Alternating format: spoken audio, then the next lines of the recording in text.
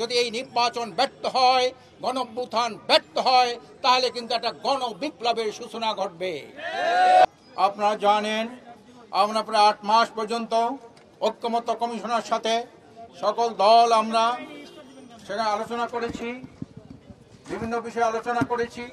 সেখানে আমরা অনেক প্রস্তাবনা দিয়েছি, কিন্তু আপনারা জানেন একটি বৃহৎ দল তারা সবসময় মৌলিক প্রস্তাবনার ক্ষেত্রে সবসময় তারা নোট অফ ডিসেন্ট দিয়েছে। আজকের ঐক্যমত্য কমিশন আজকে সব কিছু পর্যালোচনা করে বিশেষজ্ঞদের মতামত নিয়ে, বুদ্ধিজীবীদের মতামত নিয়ে ওনারা একটা প্রস্তাবনা আপনার প্রধান উপদেষ্টার কাছে ওনারা পেশ করেছেন। আমরা সেই প্রস্তাব বাস্তবায়নের জন্য জোর দাবি জানাচ্ছি। প্রধান নির্বাচন কমিশন এবং কমিশনকে আমরা আহ্বান জানাই যে প্রস্তাবনা প্রধান নির্বাচন কমিশনের কাছে আপনার এই ঐক্যমত্য কমিশন পেশ করেছেন তার আলোকে আগামী যাতে সুষ্ঠু, অবাধ এবং নিরপেক্ষ গ্রহণযোগ্য নির্বাচন অনুষ্ঠিত হয় সেই পদক্ষেপ উনি গ্রহণ করবেন।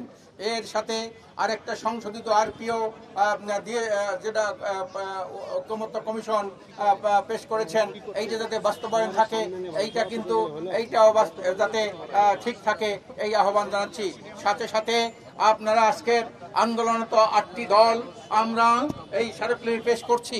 8টি দলের মধ্যে আছে ইসলামী আন্দোলন বাংলাদেশ, জামাতে ইসলামী বাংলাদেশ, বাংলাদেশ খেলাফত মজলিস, তারপরে খেলাফত আন্দোলন, তারপর নিজাম ইসলাম পার্টি, তারপরে খেলাফত মজলিস, জাতীয় গণতান্ত্রিক পার্টি জাকপা এবং বাংলাদেশ ডেভেলপমেন্ট পার্টি থেকে শুরু করে 8টি দল আমরা আজকের ঐক্যমত্যভাবে আমরা আজকের স্মারকলিপি পেশ করছি।